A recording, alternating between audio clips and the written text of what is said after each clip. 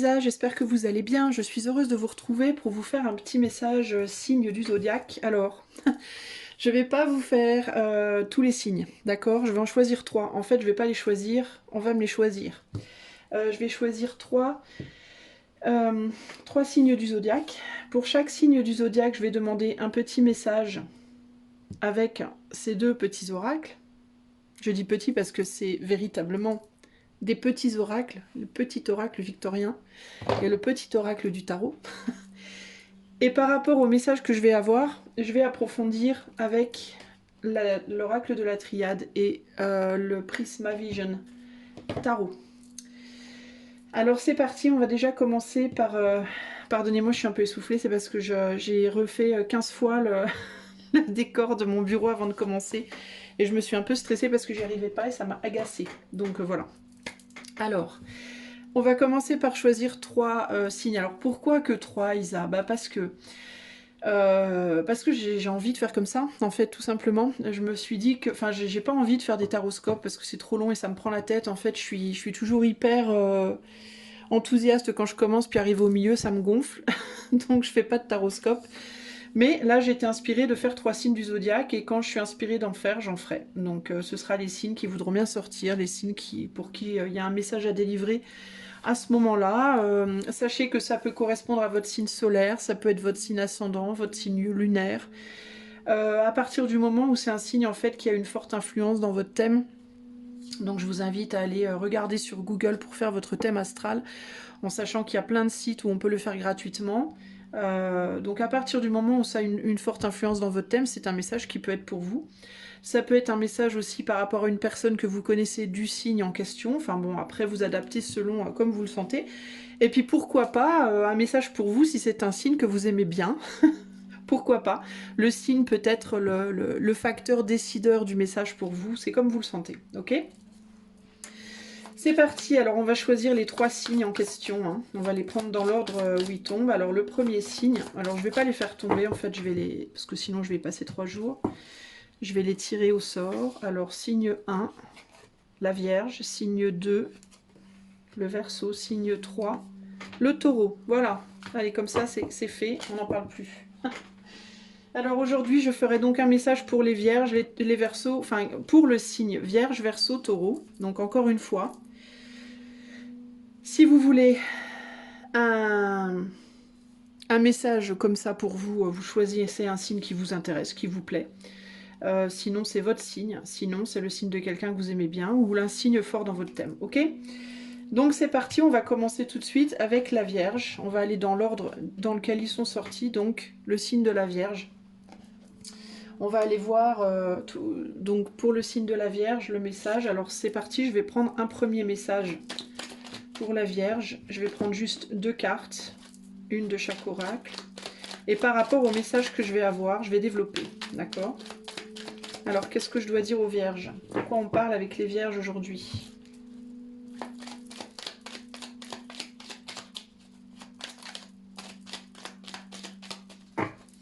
Allez, pour les Vierges. Une carte. Hop là, ça y est. Bon alors, qu'est-ce qu'on a? On a l'as d'épée et avec cet as d'épée, on a l'enfant. Alors, qu'est-ce que ça nous dit?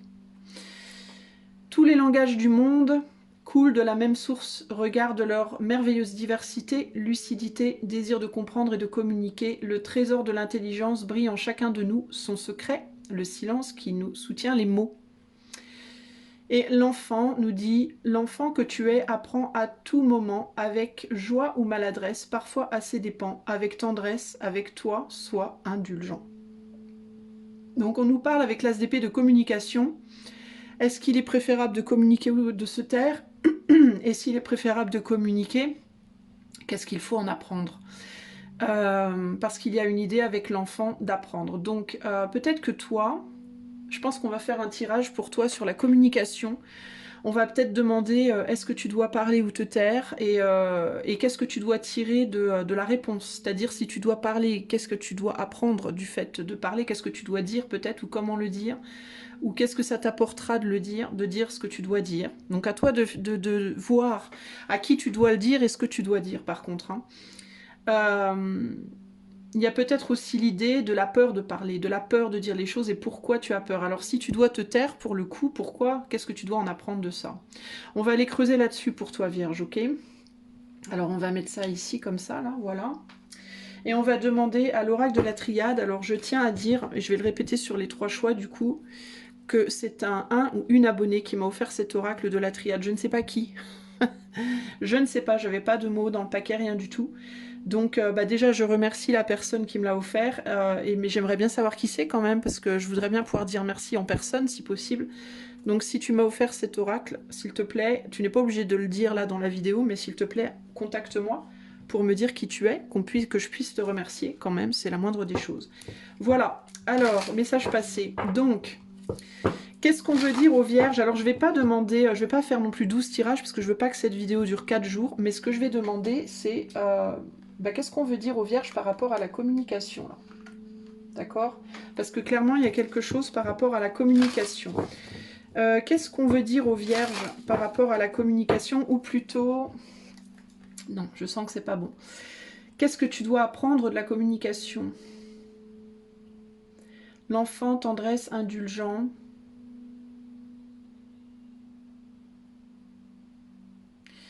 Diversité diversité de communication. Comprendre et communiquer. Bon, qu'est-ce qu'on veut te dire par rapport à la communication? On va quand même demander comme ça. J'approfondirai si besoin. Qu'est-ce qu'on veut dire aux vierges en ce moment par rapport à la communication? Et par rapport à l'enfant, par rapport à ces 2 cartes-là? Allez, c'est parti. On a la clé, la bénédiction, l'équité, l'erreur, le sceau et la réussite. Alors, qu'est-ce qu'on nous raconte là exactement par rapport à la communication? Alors, si tu as peur, parce qu'avec l'enfant, il y a l'idée, j'ai l'impression, là, avec ce dessin-là, qu'il y a quelqu'un qui a peur de dire quelque chose, peut-être. Il y a peut-être que toi, Vierge, tu as envie de communiquer à quelqu'un quelque chose que tu as sur le cœur, et peut-être que tu as peur de le faire, que tu sais pas si tu dois parler ou te taire, il peut y avoir quelque chose comme ça ici. Et là, j'ai l'impression qu'on te dit que que la clé finalement, je sais pas si finalement il y a une bonne chose à faire entre guillemets, mais c'est plus comme si on te disait que la clé peut-être ici c'est d'apprendre de tes erreurs, donc peut-être regarder comment tu communiquais avant. Peut-être regarder dans ton passé comment tu communiquais. Est-ce que tu parlais ou pas? Quelle était ton erreur dans le fait de parler, de dire les choses, et quelle était ton erreur dans le fait de te taire? Par exemple, est-ce que le fait de parler, d'avoir dit les choses peut-être à certains moments, est-ce que tu les as dit de la mauvaise manière? Est-ce que tu as été trop vite? Est-ce qu'au contraire tu as attendu trop longtemps? Est-ce que tu as été trop cash ou au contraire pas assez? Dans le fait de te taire, est-ce que ça t'a préservé de certains problèmes ou est-ce qu'au contraire ça t'en a amené? En fait, ici, pour moi, il y a l'idée de la tentation avec le fait d'avoir croqué la pomme là. Cette tentation d'avoir parlé ou cette tentation que tu as eue peut-être dans le passé d'avoir retenu tes mots, est-ce que au final, qu'est-ce que ça a ouvert comme porte pour toi dans le passé? Voilà, est-ce que ça t'a plutôt aidé ou est-ce qu'au contraire ça t'a plutôt pas aidé? D'accord? Pour moi, il y a quelque chose par rapport à ça. Ici, on a la bénédiction avec le sceau. Alors le sceau, c'est compliqué parce que pour moi, le sceau, c'est quelque chose qui...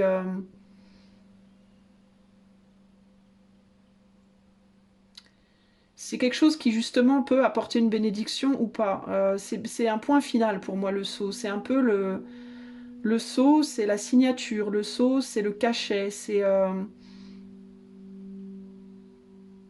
ce qui a, ça dénote aussi de quelque chose de précieux parce que le sceau, ça peut être un talisman aussi, comme ici. Ça peut être il y a quelque chose de secret, de précieux, et qu'on ne dit pas. Encore une fois, il y a cette idée de ne pas dévoiler quelque chose. Le sceau, c'est aussi ce qui ferme l'enveloppe.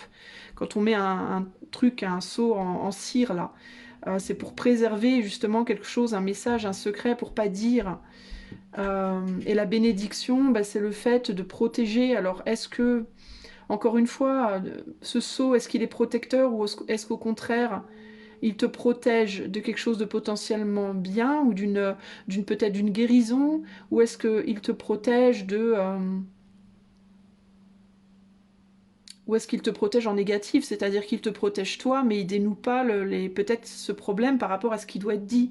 Donc il y a une réflexion à avoir par rapport à ça, au fait de se taire ou de parler. Est-ce que ça te protège en positif ou en négatif finalement? Parce qu'il y a la bonne protection, donc la protection par rapport aux choses qui pourraient te faire du mal, mais il y a aussi la protection finalement par peur de te faire du mal, des choses qui pourraient te faire du bien au final. Donc il faut pour moi avoir une réflexion là-dessus.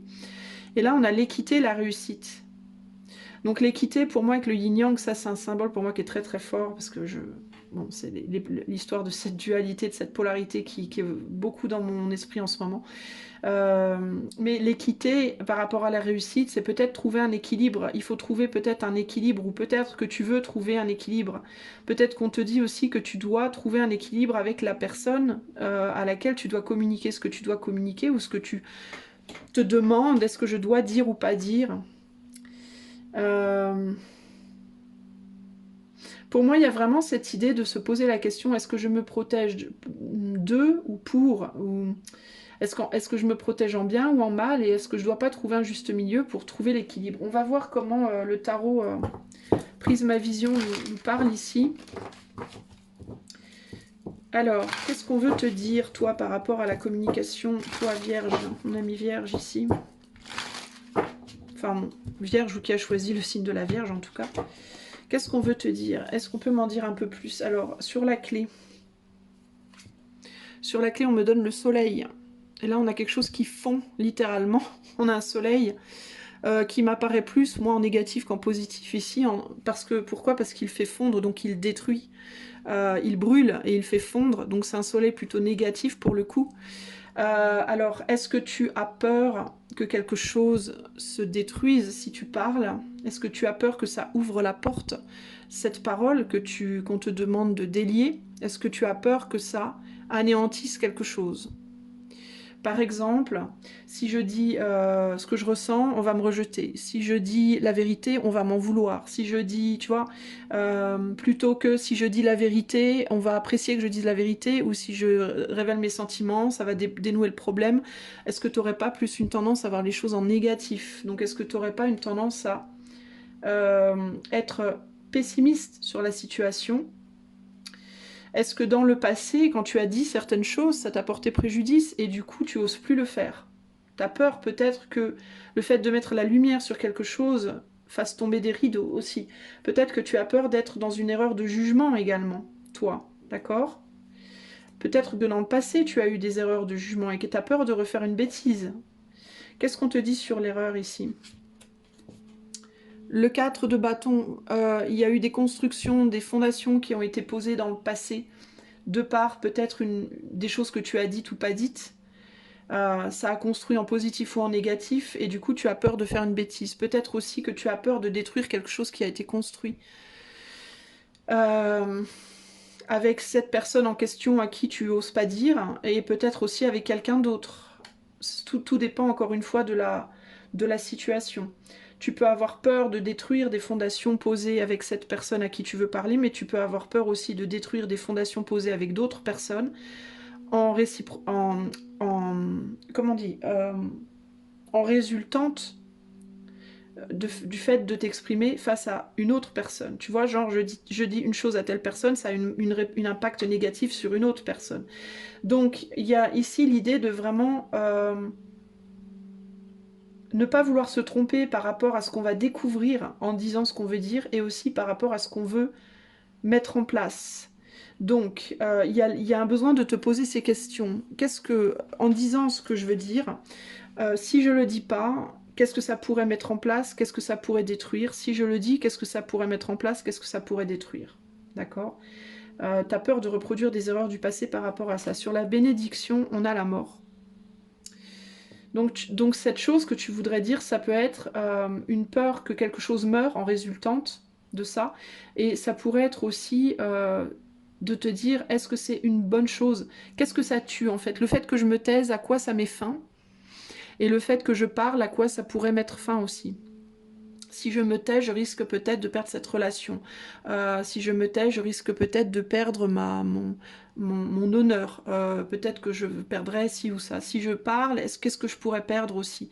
Donc il faut se poser la question par rapport à ça également. Sur le sceau, on a le 2 d'épée. Donc encore une fois, c'est donner son mot, c'est donner sa parole. Alors peut-être qu'il y a un engagement. Le sceau, ça peut être l'engagement aussi ici d'une certaine manière. Parce que mettre son sceau sur quelque chose, ça veut dire donner sa voix, donner sa bénédiction, justement, donner sa bénédiction sur quelque chose. Qu'est-ce que tu as peur? Sur quoi tu as peur de t'engager? Est-ce que, par exemple, de dire à quelqu'un j'ai des sentiments pour toi, par exemple, ça pourrait être est-ce que je suis vraiment sûre de moi? Est-ce que je suis sûre d'avoir ces sentiments? Et une fois que je l'aurais dit, est-ce que je risque pas de me rendre compte à ce moment-là que finalement j'en ai pas? Et qu'au final j'ai dit une connerie et que, bon, il y a cette idée. Pour moi, en gros, ce qu'on dit ici, c'est que tu as vraiment besoin de faire le point, toi. Je pense d'abord avec toi-même, en fait, et après avec l'autre. C'est-à-dire de t'assurer que les choses que tu as envie de dire, si tu les dis, de t'assurer que les choses que tu as envie de dire sont réelles, en fait, que ce ne sont pas déjà des illusions en toi. Il y a quelque chose comme ça ici. Parce que c'est comme si tu as du mal à trouver, tu as du mal à décider de ce que tu dois faire parce que tu as peur de l'impact en gros que ça va avoir. Et pour moi, pour ne plus avoir peur, tu dois d'abord être sûr de toi.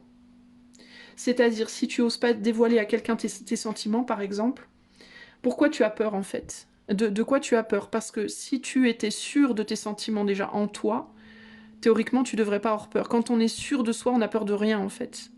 D'accord, on affronte tout quand on est sûr de soi. Quand on n'est pas sûr, c'est qu'on n'est pas sûr de soi déjà à la base. Donc est-ce que déjà tu n'as pas besoin de faire le point sur la véracité de ce que tu ressens? Tu es peut-être sûr de ressentir quelque chose, mais tu sais peut-être pas exactement qu'est-ce que c'est que tu ressens. Est-ce que c'est de l'amitié? Est-ce que c'est de l'amour? Est-ce que c'est un amour plutôt fraternel? Est-ce que c'est un amour amoureux profond? Est-ce que c'est un amour plus une attirance physique? Est-ce que, tu vois, il y a peut-être déjà le besoin pour toi d'analyser déjà ce que toi tu ressens et qu'est-ce que c'est exactement, quelle est la vérité de tout ça. Comme ça, après, tu peux aller transmettre ton information en étant vraiment sûr de ce que tu fais. Et là, tu peux t'engager en n'étant pas dans l'obscurité, en fait. Après, il y a l'idée d'affronter le retour. Et affronter le retour, en fait, euh, tu dois comprendre aussi que d'affronter le retour, c'est-à-dire peu importe ce qu'on va te dire en retour, ça va te sortir en même temps, ça va sceller... ça t'engage, certes, mais quand tu es sûr de toi, tu n'as aucune peur de t'engager. Parce que quand tu es sûr, tu es sûr. Donc tu n'as déjà plus la peur de te dire oui, mais si je change d'avis. Quand tu es sûr, tu es sûr. Tu changes pas d'avis puisque tu es sûr. On est d'accord? Si tu penses que tu peux changer d'avis, c'est que tu n'es pas sûr. Donc là, c'est un autre problème. Là, ça demande que déjà, tu dois aller voir en toi la vérité de ton propre engagement, de ta propre émotion. D'accord? Une fois que tu es sûr, c'est déjà un truc que tu peux mettre sur le côté. Déjà, je suis sûr de moi. Donc déjà, j'aurais pas peur du retour, enfin, j'aurais pas peur d'éventuellement changer d'avis puisque je sais ce que je veux. Après, le truc, c'est qu'est-ce qu'on va me renvoyer. Et par rapport à ça, tu dois comprendre avec la mort ici que, et avec la bénédiction, je pense que là, ça te ramène à ta peur de la mort, c'est-à-dire à ta peur de l'échec, à ta peur d'une fin. Voilà, c'est où la fin. Une fois que j'ai dit mon mot, ça va provoquer quelque chose, donc c'est où la fin de l'histoire, ou la fin peut-être de ma solitude, ou la fin de mon couple actuel, ou la fin de voilà d'autres possibilités, puisque là je me serais engagée sur une possibilité, d'accord? Et là on te dit que en fait t'as peur de ça, t'as peur de ce à quoi ça va mettre fin et de ce que ça va démarrer. Et t'as peur de te brûler, forcément. T'as peur qu'au lieu que ce soit un soleil éclairant, ce soit un soleil qui fonde, qui te fasse fondre complètement. Et là, on te dit, faut pas avoir peur parce que peu importe la fin et peu importe le début, ça sera forcément une bénédiction. Puisque avec toute fin, il y a un renouveau, et avec tout renouveau, il y a forcément une destruction. Donc là, il y a l'idée de quoi tu as peur en fait. Est-ce que tu as peur de démarrer quelque chose de nouveau et de mettre fin à quelque chose, ou est-ce que tu as peur de ça? Zut, j'ai perdu le fil de ce que je voulais dire. Euh, est-ce que c'est ta véritable peur par rapport à ça? Est-ce que c'est le fait que ça puisse provoquer des changements à l'extérieur de toi? Ou encore une fois, est-ce que ce qui te fait peur, c'est que ça puisse provoquer un bouleversement en toi? Qu'est-ce que tu as peur de ne pas maîtriser, en fait, j'entends? Est-ce que c'est ce qui se passe à l'extérieur ou est-ce que c'est ce qui se passe à l'intérieur?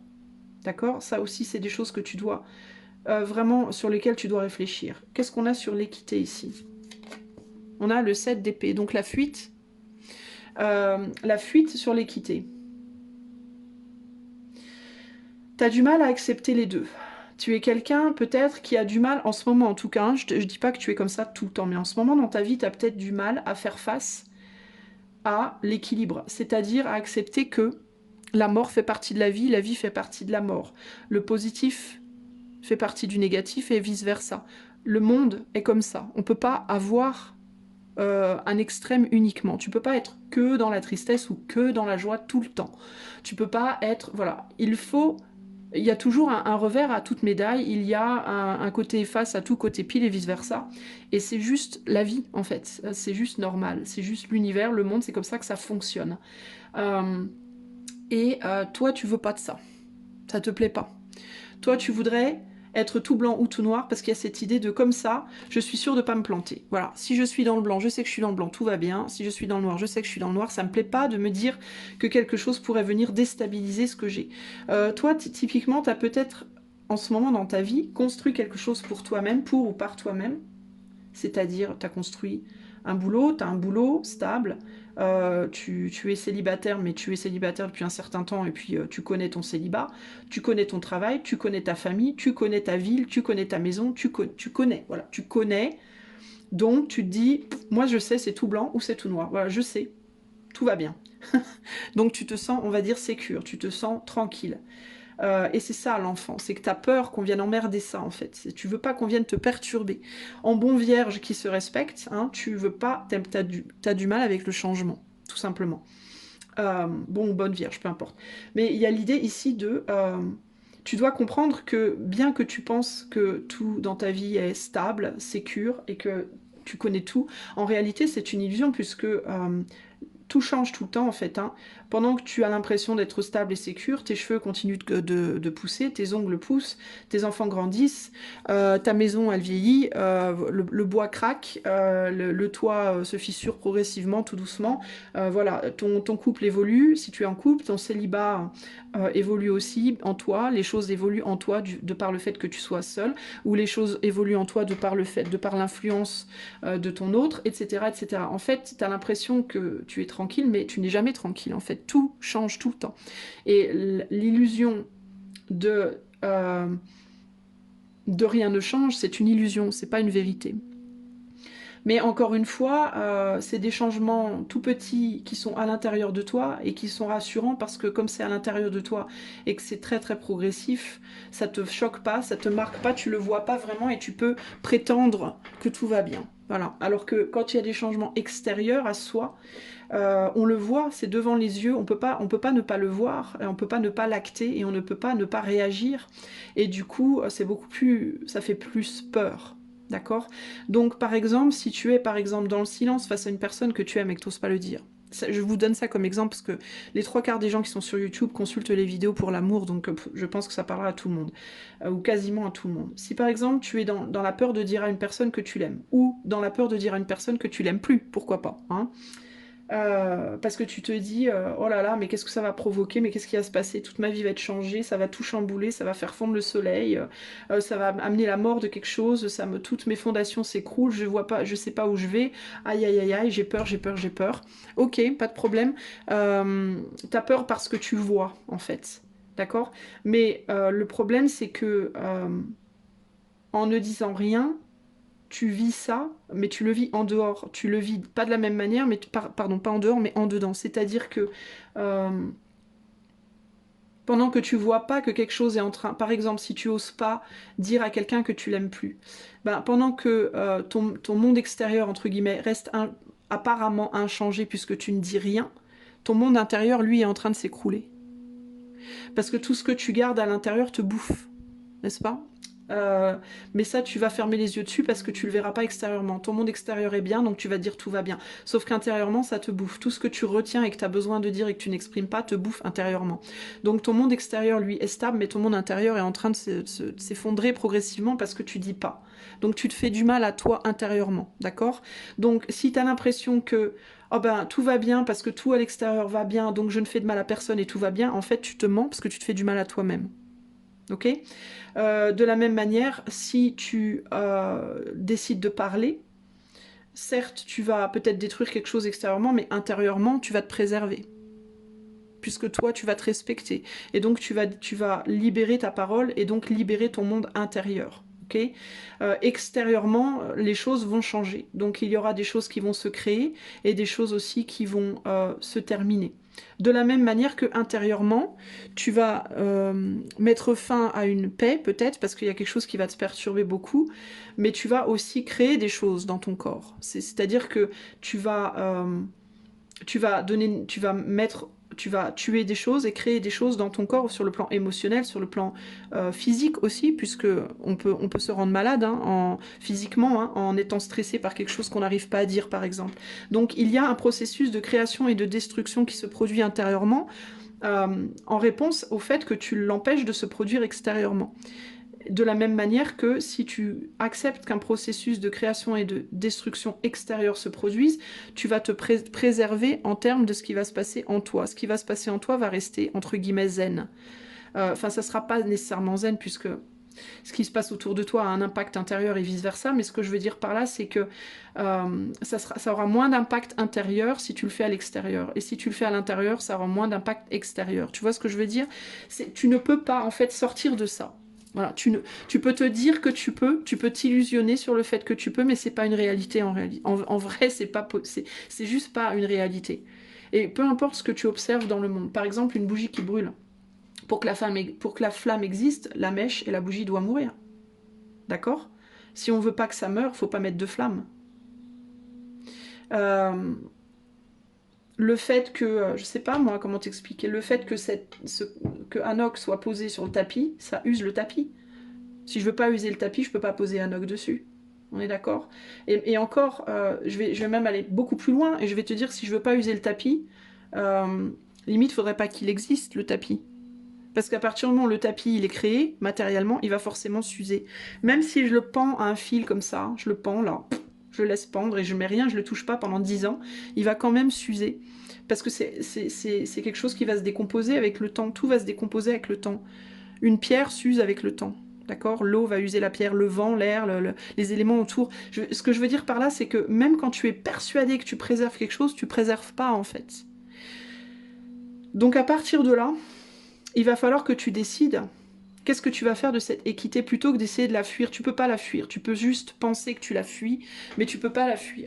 Il y a quelqu'un il y a pas longtemps qui m'a dit la dualité n'existe pas ou je sais pas quoi, ou il faut sortir de la dualité. On ne peut pas sortir de la dualité. Enfin, on ne peut pas. Enfin, je veux dire, il faut... Peu importe comment tu regardes le truc, tu ne peux pas. Même quand tu as l'impression que tu le fais pas en réalité.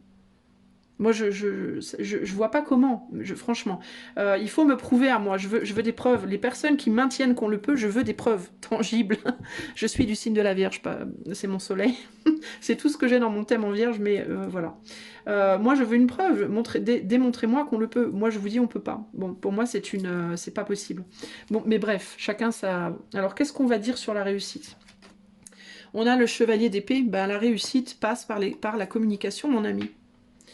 Passe par l'acceptation. C'est la communication et l'acceptation que quoi que tu fasses, en réalité, tu auras une forme de réussite et tu auras une forme d'échec. Voilà, en gros, c'est ça. D'accord? Ici, on a un chevalier qui met son épée dans la gueule d'un cygne et le cygne lui bouffe son épée. C'est ta peur, mais il a peur, ce chevalier, mais il affronte, en fait. Hein. Il affronte en connaissance de cause, c'est-à-dire il va aller vers ce qui lui parle le plus. Il va aller vers ce qui lui semble, parce que plutôt que de fuir cette idée de l'équité, de la justice, on va te dire ici, va vers ce qui te paraît le plus juste. Voilà. Fais ce qui te paraît le plus juste et affronte les conséquences. Parce que quoi que tu fasses, tu affronteras des conséquences. Voilà. Que tu te taises, tu affronteras des conséquences. Si tu parles, tu affronteras des conséquences. Si tu gardes en toi, il y aura des conséquences. Si tu poses à l'extérieur, il y aura des conséquences. Donc, il y a... En fait, il y a juste le fait de... Arrête de fuir le fait qu'il y a une équité, parce que si on rajoute l'épée de ce chevalier en plus au 7 d'épée, on arrive sur un 8, et le 8 d'épée, c'est le fait de se bloquer soi-même. C'est le fait de s'empêcher soi-même d'avancer. En voulant fuir le fait que dans l'équité, dans la dualité, il y a quelque chose de beau, de possible. Il y a toujours... Qui dit dualité dit création et destruction. Qui dit destruction dit création dit extruction, qui dit équité, qui dit noir et blanc dit vie, entre guillemets. Et la vie, c'est ça, c'est la création et la destruction perpétuelle de quelque chose. C'est comme deux mondes parallèles qui vivent parallèlement. Il y a le monde négatif, le monde créateur, le monde destructeur, et les deux s'entrechoquent, et c'est cet entrechoquement qui crée l'étincelle, d'où jaillit la vie, en fait. Véritablement, c'est comme ça que je le vois, et c'est ce qui me paraît le plus logique. Mais ça me paraît pas logique parce qu'on me l'a dit en cours de science ou quoi. Ça me paraît logique parce que c'est ce que j'observe en fait. C'est ce que j'observe en moi, c'est ce que j'observe autour de moi. À chaque fois que je regarde un objet, une carte, n'importe quoi, je vois la dualité partout en fait. Et elle est partout, partout. Dans le visible et dans l'invisible, elle est partout la dualité. Et essayer de... Donc le processus créateur et destructeur, et essayer de fuir ça, c'est s'illusionner pour moi. C'est se mettre, en effet, comme le 8 d'épée, un bandeau sur les yeux. Et se dire je ne peux pas, je refuse, j'accepte pas, mais tu peux ne pas accepter toute ta vie, ça changera pas l'effet en fait, que c'est bien réel, tout ça. Tu vois, c'est en même temps réel et irréel, c'est en même temps dans la matérialité et dans l'invisible, les deux sont mais ça me paraît très évident en fait. Mais bon, voilà, tout ça pour te dire mon ami que si tu cherches si tu te questionnes par rapport au fait de parler. D'ailleurs, on te dit tous les langages du monde coulent de la même source, tu vois. Désir de comprendre et de communiquer, trésor d'intelligence, enfant, tendresse, indulgent. Peut-être qu'on te dit ici simplement, il y a rien de mal en fait à partir du moment où tu essayes de faire les choses, tu dis les choses pour le bien, pour le mieux, pour l'équilibre, pour la justice, à partir du moment où tu le fais avec le cœur, justement, avec ton cœur d'enfant, c'est-à-dire, peut-être demande-toi comment, en tant qu'enfant, t'aurais dit, qu'est-ce que tu aurais fait si t'avais été un enfant ou un ado, un jeune enfant. Est-ce que tu aurais parlé ou est-ce que tu n'aurais pas parlé? Est-ce que tu te serais posé autant de questions? Qu'est-ce que tu aurais voulu en tant qu'enfant, en fait? Moi, je sais qu'en tant que petite fille, j'aurais voulu la justice. C'est la chose qui m'aurait le plus... Mais c'est parce que c'est dans mon caractère. J'ai un besoin fondamental de justice dans tout. Je suis un peu obsédée par la justice. Mais chacun a son propre caractère d'enfant. Peut-être reconnecte-toi à comment t'étais quand t'étais enfant. Essaie de te souvenir comment tu étais. Moi, je sais que j'étais vachement là-dessus. Le truc de l'injustice, c'était pas possible. Et j'avais du mal aussi à me restreindre. J'étais très passionnée quand j'étais enfant. J'avais beaucoup envie d'expérimenter, d'explorer. J'étais curieuse. Voilà, j'avais faim, quoi, de vie, en fait. Et donc, je l'aurais sûrement dit. Si on me pose la question à moi, je pense que... D'ailleurs, je suis un peu comme ça dans ma vie d'adulte. J'ai tendance à dire les choses. Parfois, je mets du temps. Parfois, ça me prend du temps parce que j'ai peur, moi aussi. On est tous pareils. Mais je finis toujours par dire, moi. Même des fois des années après. Des fois 10 ans, 20 ans, 30 ans après, je dis. Mais parce que j'en ai besoin, en fait. Et donc, pose-toi la question, toi, comment tu fonctionnes? Ton enfant intérieur, comment il fonctionne? Et comment tu peux faire en sorte de ressentir une forme de justice en toi, d'équilibrage, sans avoir peur, si tu te sors de tes peurs, de ce processus destructeur, constructeur, qu'est-ce que... Tu vois? On a la porte ici. On a la porte, et sur cette porte, on a... Oh, regarde, c'est beau ça, le 2 de coupe. Alors, je pense que toi, pour le coup, ton problème, ça va être, est-ce que je vais ouvrir la porte à quelqu'un ou la fermer, en fait? Qu'est-ce que ça va créer en termes d'union pour moi ou de désunion? Est-ce que le fait de parler va me couper de cet autre, ou est-ce qu'au contraire, ça va m'ouvrir la porte à une union? Eh bien, comment te dire? Fais-le, on a un point noir ici. Donc il y a l'idée de... j'ai envie de rentrer dans cette ombre, dans cet inconnu, dans cet invisible. J'ai envie de passer cette porte. Qu'est-ce que je fais? Est-ce que je la passe ou pas? Parce que regarde, derrière, on a quoi? On a une mort possible et on a peur. Mais le fait d'avoir peur n'empêchera jamais rien, en fait. Hein. D'accord? On a la reine de bâton derrière. Il y a quelque chose qui t'attire très fortement et tu as envie d'aller exprimer des choses. J'ai envie de te dire... à toi de voir quel risque tu as envie de prendre. Mais pour moi... Je vais te dire un truc, je pense que te taire par peur que ça détruise quelque chose, détruira quelque chose en toi. Voilà. C'est vraiment si tu... En gros, c'est vraiment ça. Mon mot de la fin pour toi, ça va être de te dire, si tu veux rien détruire autour de toi, sache que quelque chose en toi sera détruit. Si tu ne veux rien construire autour de toi, sache que quelque chose en toi sera construit. La seule différence, c'est qu'autour de toi, tu as la visu. Tu sais ce que tu peux détruire ou construire. À l'intérieur de toi, tu sais pas trop. Puisque par logique, tu es dans l'ombre, donc tu n'y vois pas clair. Donc tu n'as pas la connaissance véritable de ce que tu pourrais détruire ou construire en toi, en n'ouvrant pas cette porte. D'accord? Par contre, en l'ouvrant, tu sais ce qui peut être construit, détruit, et du coup, tu peux te positionner. Là où tu as la vue, tu peux te positionner. Si tu refuses de te positionner dans la lumière, il faudra que tu te positionnes dans l'ombre, et dans l'ombre, tu seras en 8 d'épée, donc bloqué, avec ton bandeau sur les yeux, à pas savoir comment agir, à pas savoir quoi faire de ce qui se passe en toi. Donc à toi de voir ce que tu veux faire avec ça. Moi, je peux pas te dire aujourd'hui, oui, tu dois parler ou non, tu ne dois pas parler. Pourquoi? Parce que c'est pas mon rôle, tout simplement. C'est pas pour ça que je suis là. Moi, j'essaie de t'amener une réflexion, j'essaie de t'amener à réfléchir sous certains angles pour t'aider à venir à ta propre conclusion et t'aider à faire ton propre choix. Ok? Voilà ce que je peux te dire, ami vierge ou pas, qui a choisi en tout cas le signe de la Vierge. J'espère que cela vraiment t'aidera. Je t'invite quand même véritablement à commencer par une réflexion sur tes propres émotions, ta propre vérité, avant peut-être d'exprimer une vérité extérieure, en sachant que si tu n'es pas sûr de ta propre vérité, tu peux toujours prendre le risque et la découvrir par l'intermédiaire de l'autre aussi, hein, par l'échange justement. Sans engagement, par exemple, si tu hésites à dire tes sentiments à une autre personne ou si tu hésites à dire à l'autre que tu veux plus d'elle ou de lui, tu peux commencer par un contact qui n'engage pas ça, c'est-à-dire où tu peux être juste dans la sincérité absolue, c'est-à-dire je ressens quelque chose mais je ne sais pas ce que c'est.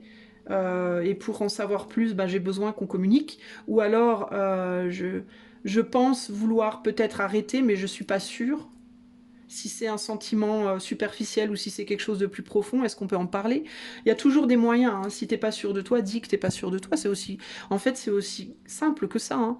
C'est que souvent on se fait des films de ouf dans sa tête, alors qu'en réalité, si on était vraiment sincère, c'est-à-dire si on n'était pas juste à dire je ressens je dois dire que je ressens de l'amour ou pas, et plutôt dire je ressens quelque chose mais je sais pas ce que c'est. Ça, c'est une sincérité totale. Si c'est vraiment ce que tu ressens en toi, que tu sais pas où t'en es, dis-le en fait, dis-le à l'autre comme tu te le dirais à toi en fait.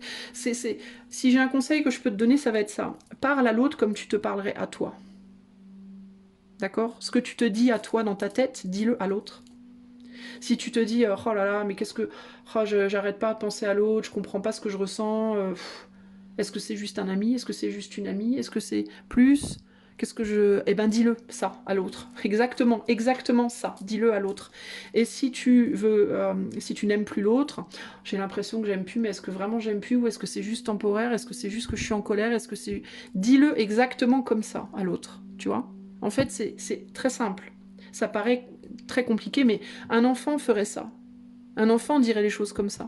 L'enfant, il va pas te dire je t'aime plus. Il va te dire mais moi je ressens de la colère parce que moi je suis déçue parce qu'il s'est passé ça, ça, ça. Et du coup, moi maintenant je me dis que j'ai plus trop envie d'être autour de toi. Ça veut pas dire je t'aime plus. C'est juste un enfant, il va parler exactement comme il pense. Il va pas un petit enfant. Après, quand on commence à arriver vers l'adolescence, on commence à être un peu con et puis à un peu trop réfléchir et puis à dire n'importe quoi.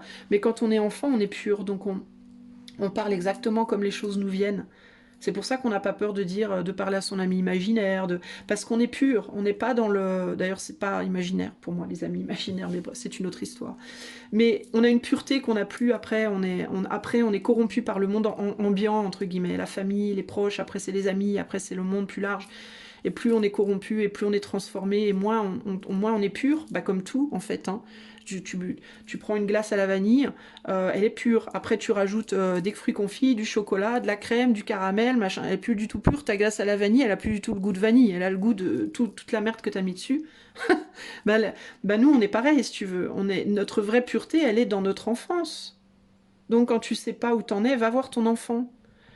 Va voir quand t'étais enfant. Essaye tu vois, de te rapprocher de ça, de ta pureté, en fait. Avant qu'on t'ait mis du caramel, du chocolat, des marshmallows, des noisettes, tu vois. Voilà mon ami, je te fais des bisous et je te dis à plus, je vais passer au second signe. Salut mon ami qui a choisi le signe du Verseau. Alors ben c'est parti mon ami, on va les voir tout de suite. De quoi on va te parler à toi? Sur quoi est-ce que je vais faire une dissertation de 30 minutes pour les Verseaux? Alors je répète, un Verseau soleil, lune, ascendant, signe le plus influent dans ton thème, quelqu'un que tu connais de ce signe, ou simplement le fait que tu avais envie de choisir le Verseau pour avoir un petit message pour toi. C'est parti. Alors qu'est-ce qu'on veut dire aux Verseaux? Allez, une carte s'il vous plaît pour les Verseaux, de quoi on parle aujourd'hui? Et de quoi on parle aujourd'hui pour les Verseaux? En fait, j'avais envie d'inverser un peu, je me suis dit on utilise toujours les oracles à la fin, bah moi je vais les utiliser pour m'inspirer pour le début du message. N'est-ce pas? Alors peut-être qu'il y a quelque chose pour toi là. Le fait que je commence par la fin, le fait que je prenne la fin et que je la remette au début. Enfin, tu vois que j'inverse le sens. Peut-être que tu veux inverser quelque chose dans ta vie, un courant, quelque chose. Alors, au jardin de mes pensées, je cultive mon propre Éden. Il ne tient qu'à moi de désherber les idées négatives et de nourrir les représentations agréables. Mon langage devient rythme, musique, palette de couleurs. Ce que la raison ne peut pas expliquer, la poésie saura le chanter ou le peindre. Ok. L'ardeur s'éteint aussi vite qu'elle étreint. Au plus vite tu soigneras tes passions, au plus tôt elles te raviront et seront ton flambeau. On parle de passion, on parle peut-être d'une activité qui te passionne ici. Ça peut être une personne, ça peut être une activité. Alors peut-être que tu as des sautes d'humeur en termes d'envie, toi. Tu as peut-être des pulsions comme ça en mode oh, j'ai trop envie de faire ça, j'ai trop envie de faire ça. Puis ça dure une journée, puis après, oh, j'ai plus du tout envie. J'ai trop envie de dire j'ai envie d'appeler cette personne. Oh, j'ai plus envie. Oh, j'ai envie de faire de la peinture. Oh, j'ai plus envie. Il y a quelque chose comme ça. Il y a quelque chose qui et qui ça retombe direct. C'est comme du flan. Tu mets ça au four 5 minutes, puis ça sort. C'est merveilleux. Et puis au bout de 5 minutes, ça retombe comme du flan. Alors il y a il y a quelque chose qui alors tu as peut-être peur aussi d'exprimer quelque chose et que ça fonctionne que temporairement ou que ça soit beaucoup plus éphémère, trop éphémère. Où tu n'arrives peut-être à trouver ton bonheur que dans l'éphémère aussi. Il y a peut-être quelque chose comme ça chez toi. Le coquelicot, il est très très beau, mais il est très fragile aussi. Hein. C'est vrai qu'il se fane très très vite. Alors je connais pas le temps de floraison du coquelicot, mais je sais que ça va très très vite. C'est pour ça qu'il faut pas les cueillir. Tu cueilles un coquelicot, 3 minutes après, il est mort. C'est véritablement, c'est terrible. Alors, t'as peut-être du mal, toi, du coup, à aller dans le long terme. T'es peut-être quelqu'un qui a du mal avec le long terme. En même temps, on est dans le Verseau. Alors, qu'est-ce qu'on peut attendre d'autre de la part d'un Verseau que du court terme?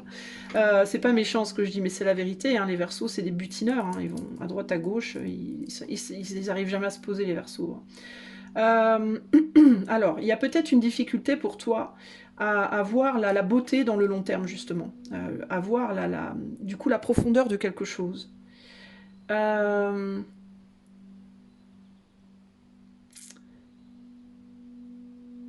J'essaie de trouver la ligne de ce que je dois demander. Alors toi, je pense que je vais...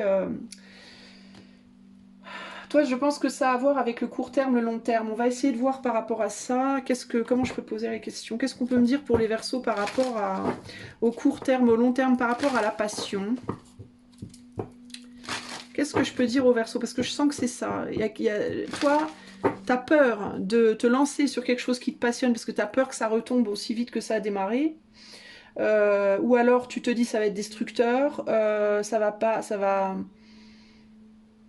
partir trop vite, il y a quelque chose qui te perturbe par rapport à ça, ou au contraire, tu as envie de quelque chose mais tu n'arrives pas à avoir envie sur le long terme, c'est comme ça. Alors, qu'est-ce qu'on peut dire au Verseau par rapport à tout ça, là? Cette idée de la passion, du long terme, du court terme. Qu'est-ce que moi je dois dire au Verseau par rapport à ça aujourd'hui? Qu'est-ce que je dois dire au Verseau par rapport à ça aujourd'hui? Alors, on a quoi, là? On a le malheur, la lumière, la prière, l'illusion. Oula. La foudre et le mensonge. Bon, il y a l'idée de l'étincelle ici avec la lumière et la foudre. Illusion, mensonge, malheur, prière. Intéressant. Qu'est-ce qu'on me dit là? Bon, il peut y avoir ici là, un deuil, là. Le fait de faire son deuil, là.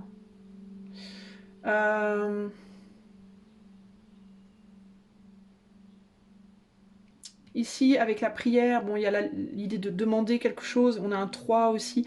Ça me fait penser à un 3 de bâton, parce que dans le pot tarot, c'est le 3 de bougie, justement. Le 3 de bougie, c'est le 3 de bâton. Et le 3 de bâton, c'est encore une fois, un peu comme sur le choix 1, cette idée de création, destruction.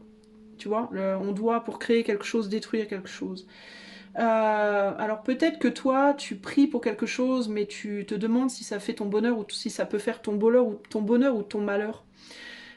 Justement, tu as peut-être peur que quelque chose pour lequel tu pries très fort soit finalement plus destructeur que constructeur. Ça peut être peut-être que tu as envie, parce que la prière, c'est je veux quelque chose, j'ai envie de quelque chose. Alors, est-ce que tu as envie d'une personne? Est-ce que tu as envie d'une substance? Est-ce que tu as envie d'une activité? On dirait que tu as laissé derrière toi peut-être quelque chose qui te tient grave, grave à cœur, que tu désires en fait, hein, véritablement, là, avec la prière, que tu désires, mais tu as peur que d'y aller ou d'y retourner fasse ton malheur, en fait, que ce soit... parce que peut-être ta peur soit qu'une passion, ou que ce soit que temporaire, que ce soit trop léger, trop, ou alors que ça brûle trop vite, ou que ça soit trop intense, il y a quelque chose comme ça là. Et peut-être que cette lumière, justement, cette intensité soit trop temporaire, trop, ça peut être ça là. Alors typiquement, ça peut être quoi? Ça peut être... alors, je peux voir ça sous plusieurs angles. On peut voir l'angle, par exemple, typique de je voudrais trop cette personne, mais j'ai peur de tomber dans une passion et dans une codépendance et dans, voilà, dans un truc qui va finalement me détruire plutôt que me construire. Ça peut être ça. Ou alors, il peut y avoir je voudrais me dédier à ma passion, par exemple, le voyage. Je dis le voyage parce que les Verseaux adorent ça, donc je voudrais me dédier au voyage, mais si je voyage, je vais jamais rien construire. Parce que je vais être à droite, à gauche, et finalement, je construis rien. Donc il y a l'idée ici de laisser la... Pour toi, on dirait que tu as l'impression peut-être que le fait de te dédier à ce que tu aimes, finalement, t'amène du malheur. Et en même temps, il y a l'idée que si je me dédie au long terme, bah, je me prive aussi d'un bonheur, qui au final ne me rend pas forcément heureux ou heureuse. Alors, peut-être qu'il y a l'idée ici de devoir accepter la personne que tu es aussi, tout simplement. Avec illusion et mensonge, on pourrait presque dire... Tu te dis que tu t'illusionnes sur quelque chose et en te disant que tu t'illusionnes, tu te mens, par exemple. En te disant si je vais voyager et que ça va m'amener du malheur, tu t'illusionnes. Pourquoi? C'est une illusion. Tu te dis le voyage est une illusion parce que ça m'amène, j'arrive pas à construire, c'est toujours éphémère, mais peut-être que tu te mens par rapport à la personne que tu es. C'est-à-dire tu essaies peut-être de te convaincre que tu dois être dans le long terme, alors que la véritable nature de ton être, ce n'est pas long terme, c'est que tu es quelqu'un. Simplement, c'est dans ton caractère, ça coule dans ton sang, tu n'es pas fait ou faite pour le long terme, tout simplement, ça peut être ça. Ça peut être aussi le contraire. Ça peut être aussi que tu peux te dire que toi, le long terme, que tu es fait ou faite pour être malheureux dans le court terme. Voilà, je dois souffrir dans le court terme, c'est mon destin. Ça peut être ça l'illusion, et c'est peut-être là-dessus que tu te mens. C'est-à-dire peut-être tu te dis aussi, non mais moi de toute façon, je ne peux pas être long terme. Voilà, c'est impossible pour moi, c'est dans ma nature. Moi je suis une butineuse, un butineur, je peux pas. Eh ben, c'est pas forcément vrai. D'accord, c'est pas forcément vrai. Peut-être que tu as un caractère, si tu es très très Verseau, tu peux avoir un caractère qui préfère le court terme, ça veut pas pour autant dire que tu ne peux pas être dans le long terme. Pour moi ici, ce que j'y vois, c'est peut-être tu peux avoir un petit peu les deux. Hein, peut-être que tu peux essayer de trouver un équilibre là. On va voir ce qu'on me dit de plus par rapport à ça. Alors... Parce que tu vois là, sur la carte d'illusion, je vois la rune, c'est pas une rune, c'est un trident, mais je vois aussi la rune Ulsec. Et la rune Ulsec parle de la fausse victoire. C'est-à-dire que parfois, en voulant se protéger, on se fait du mal. Et parfois, en se faisant du mal, on se protège. Tu vois? Alors, il faut que tu trouves où est l'illusion là-dedans, justement. Par exemple, si tu, admettons, tu rêves de... Qu'est-ce que je pourrais trouver comme exemple? Tu rêves de... je sais pas, moi, d'être... bah, tu rêves de vivre en nomade, dans un camion, admettons. Mais la société te dit que c'est pas bien, la société, tes parents, ta famille, tes amis, et Dieu sait quoi, Dieu sait qui te dit, mais non, mais c'est pas possible, tu peux pas, c'est bon, t'as 40 ans, tu vas pas vivre en camion, n'importe quoi. Et donc tu vas renier ta vraie nature, qui est ton instinct, ta nature profonde, qui est de voyager, d'être libre, pour t'enfermer dans l'illusion d'une sédentarité qui est un mensonge et qui au final va te faire du mal. Donc tu vas te dire, je vais me faire du bien, je vais adhérer à ce qu'on me dit pour me faire du bien, et en réalité tu provoques ton propre malheur. Tu vois? Ça peut aussi être le contraire.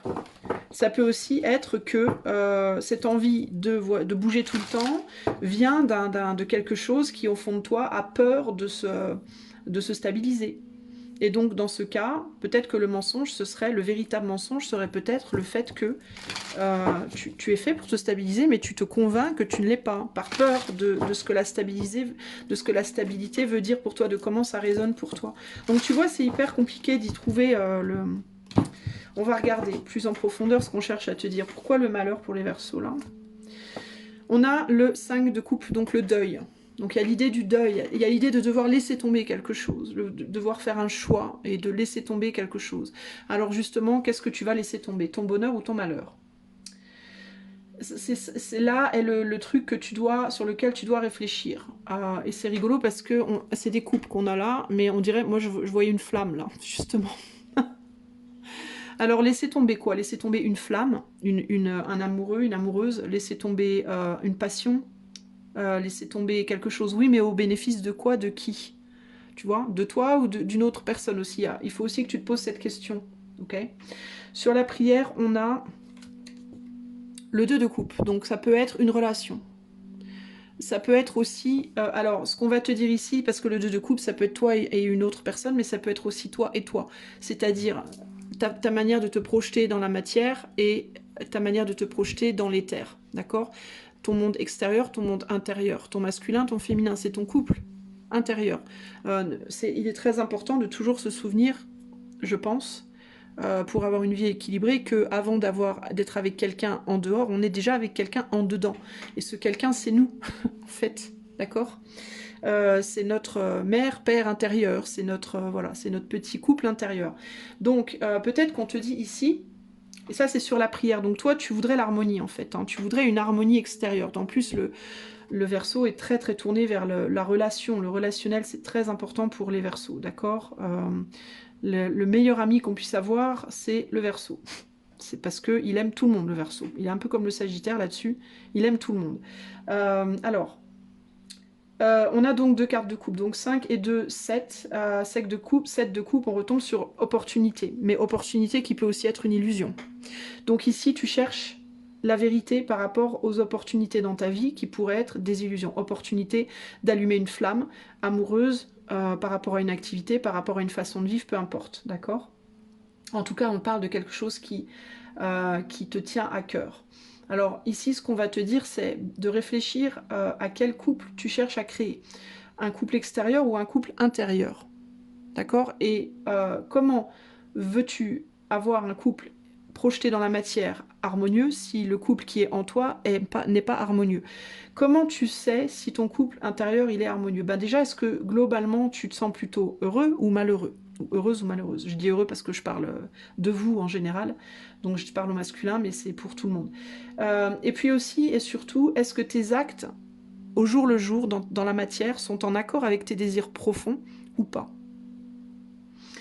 Donc si tu te demandes est-ce que je dois lâcher cette opportunité, qu'elle soit amoureuse, qu'elle soit dans une activité, peu importe, peut-être que tu devrais commencer par te demander si je lâche cette opportunité, est-ce que je me lâche moi ou est-ce que au contraire, je le fais pour me retenir moi? C'est-à-dire, est-ce que le fait de lâcher cette opportunité dans la lumière, dans la matière, est-ce que ça va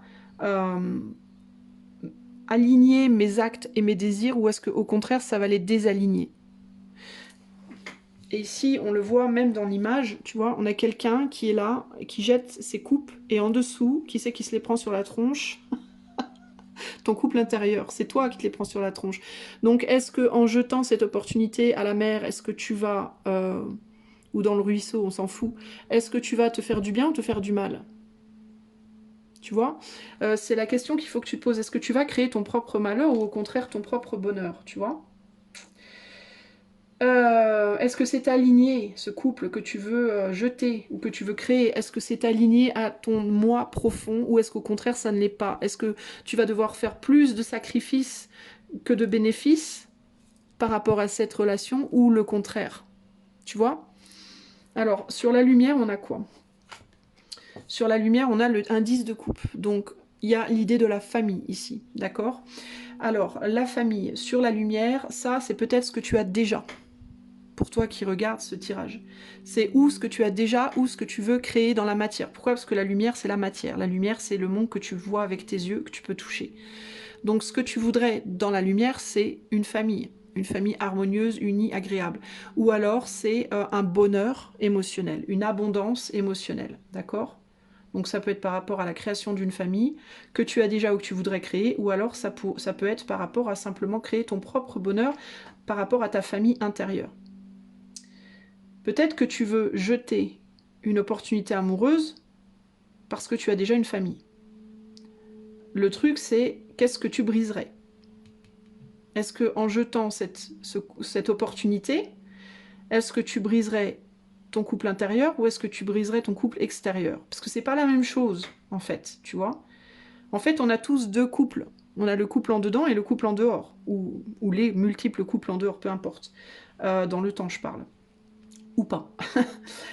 Donc là, il y a vraiment un questionnement à te poser par rapport à ça. Sur la foudre, on a quoi? Sur la foudre, on a le 7 de coupe. Donc encore l'opportunité qui ressort et l'illusion. Alors est-ce que ça détruirait du coup une opportunité ou une illusion?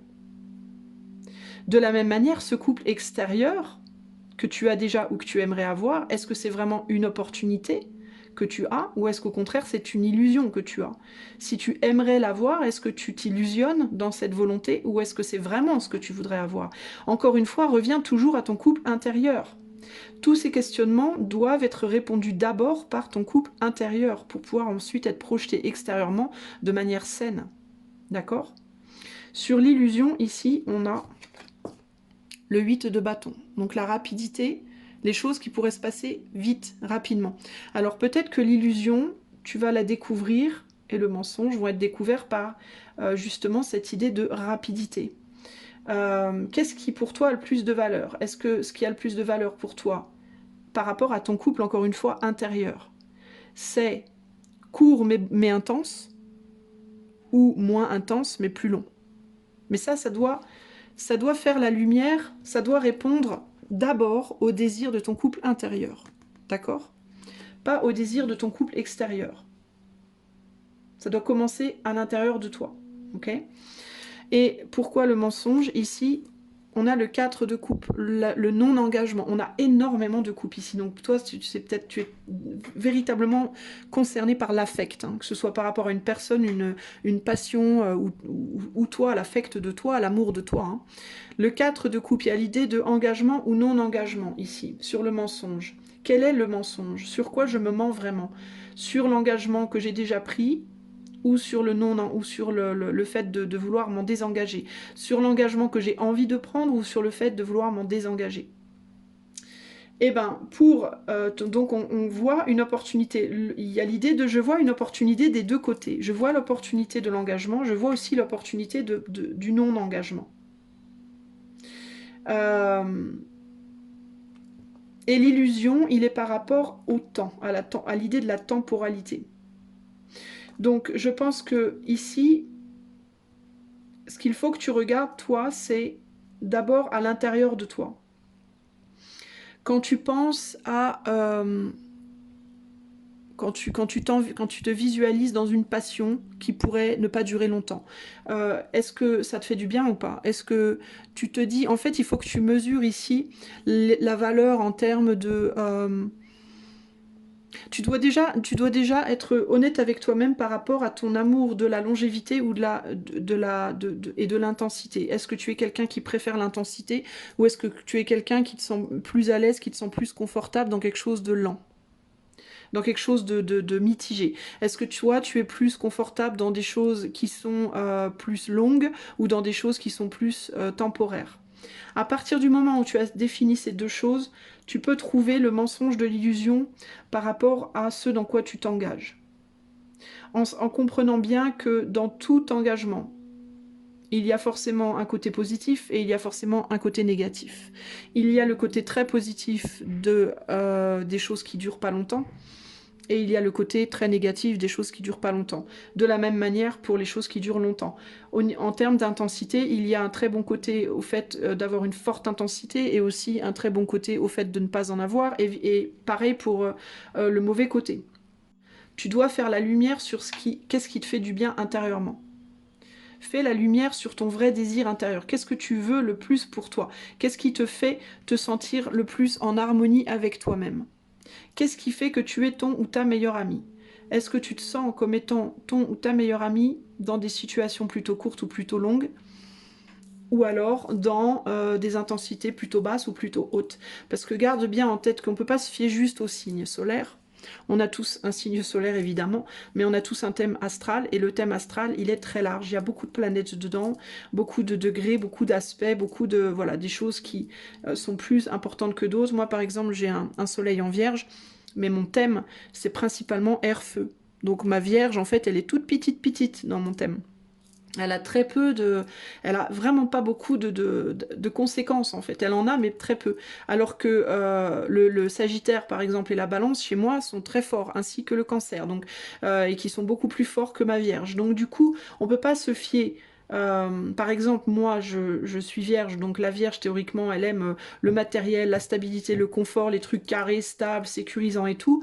J'ai un petit côté comme ça, certes, mais j'adore le changement, j'adore voyager, j'adore bouger tout le temps. Je kiffe, c'est là que je me sens le mieux, parce que ma vibration, elle est plus air-feu. Peut-être que toi, c'est le contraire, tu vois. Peut-être que tu as un soleil verso, mais que en toi, tu te sens beaucoup plus heureux ou heureuse quand tu es stable, finalement. D'accord? Même si, à certains moments, le verso vient t'emmerder un peu et te dire ouais, mais tu voudrais pas quand même qu'on se barre vite fait là? Tu vois? Donc, tu dois réfléchir à ça. Tu dois réfléchir à profondément en toi, ton couple intérieur, ton harmonie. D'accord? Comment est-ce que tu te sens, toi le plus en harmonie finalement? Est-ce que tu te sens le plus en harmonie quand tu es libre, non attaché, et que tu peux faire ce que tu veux quand tu veux, et que tu peux changer comme ça d'un jour à l'autre tes plans, etc., ou de partenaire ou autre, ou est-ce que tu te sens le plus en harmonie quand tu es quand même stabilisé, même si parfois ça vient t'emmerder le fait que tu sois pas vraiment libre. Sache que des deux côtés, il y a un sacrifice de toute façon, donc tu dois faire un choix par rapport à ça, et le choix, tu le détiens en toi, et dans l'idée de... tu dois mesurer par rapport au temps et à l'intensité des choses. Qu'est-ce qui te fait le plus de bien?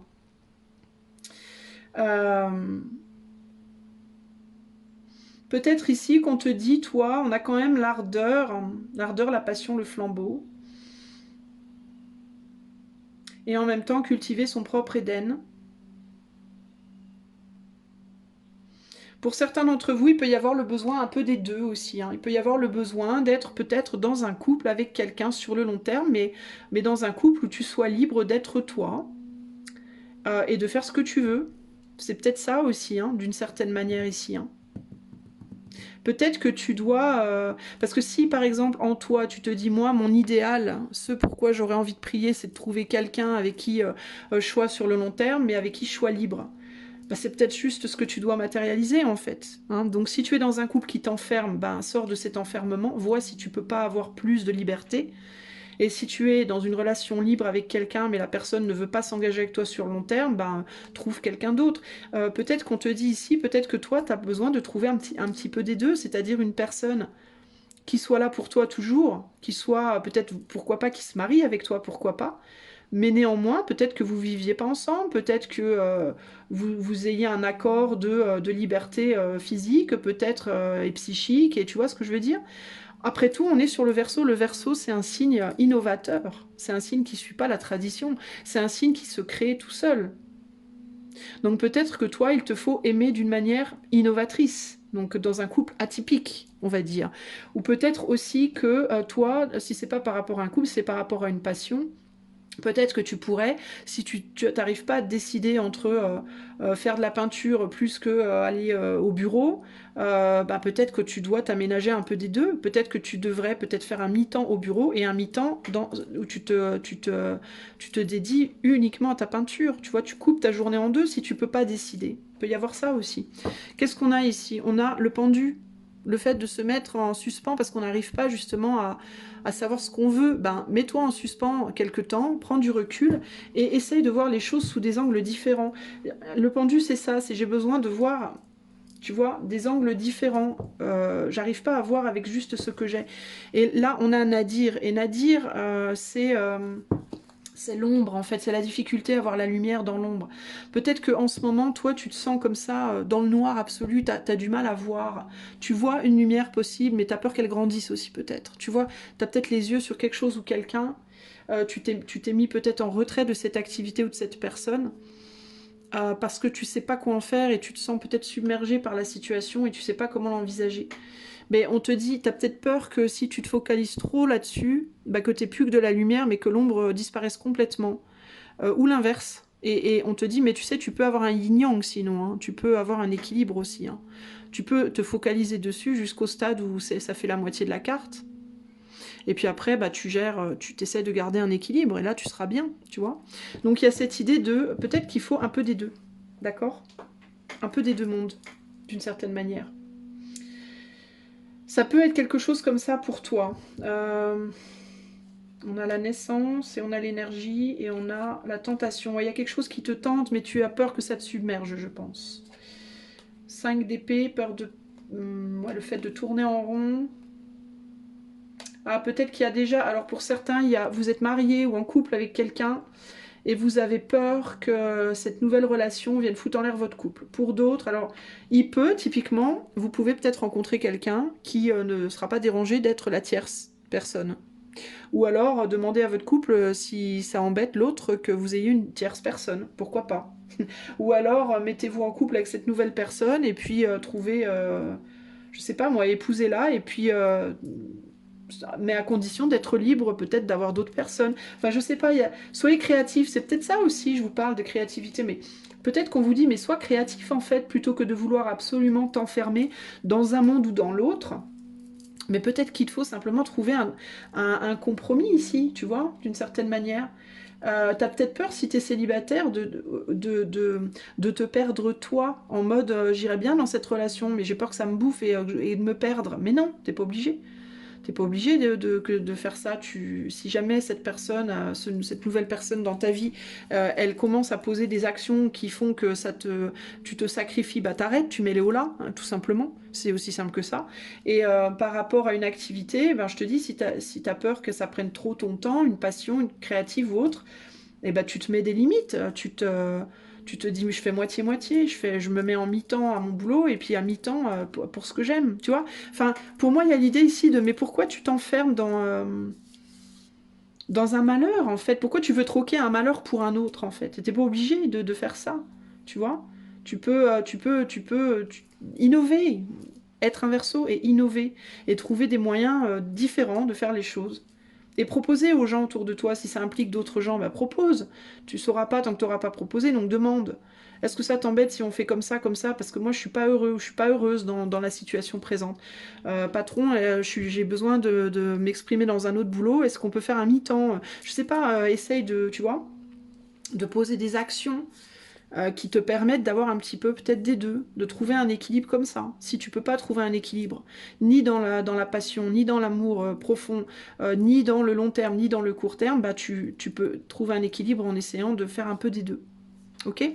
Voilà pour toi. C'est des points. Moi, je peux pas te donner là un truc en mode tu dois faire ça parce que c'est pas mon but, c'est pas mon rôle. Moi, j'essaie de t'ouvrir l'esprit à tu vois, à des angles pour voir les choses différemment. Et après, à toi de voir comment toi, personnellement, tu vas créer ton truc, quelle palette tu vas utiliser pour toi, personnellement. Mais je vois quand même, il y a des personnes ici qui se tiennent à distance de quelque chose qui les attire beaucoup, hein. Qui se tiennent à distance parce qu'ils ont peur d'être dans le mensonge, de se faire des illusions. Il y a peut-être aussi, avec mensonge, là, et l'illusion et la famille, il peut y avoir aussi... peut-être que certains se disent, pour avoir cette personne, je vais devoir mentir à mon autre, genre j'envisage une tierce, peut-être. Bah, parle-en à ton autre. Plutôt que rester dans la douleur, dis-lui à ton autre qu'il y a quelqu'un qui t'attire. Enfin, si c'est quelqu'un qui t'aime profondément, si ton autre est aussi solide que ton couple intérieur, si en effet tu as su trouver la bonne personne par rapport à qui tu es vraiment intérieurement, ton autre, elle sera au moins ouverte à la discussion, il ou elle sera au moins ouvert à la discussion, tu vois. Après, si l'autre te dit non mais attends, t'es cinglé, ça va pas et tout, mais t'es marteau, eh ben c'est que peut-être t'as pas trouvé, je sais pas, quelqu'un qui te correspond, parce que théoriquement quand on aime très fort quelqu'un, on est au moins ouvert à la discussion. Tu vois, on n'est pas dans le rejet absolu, on essaie de trouver des compromis, on essaie de travailler ensemble, c'est ça un couple aussi.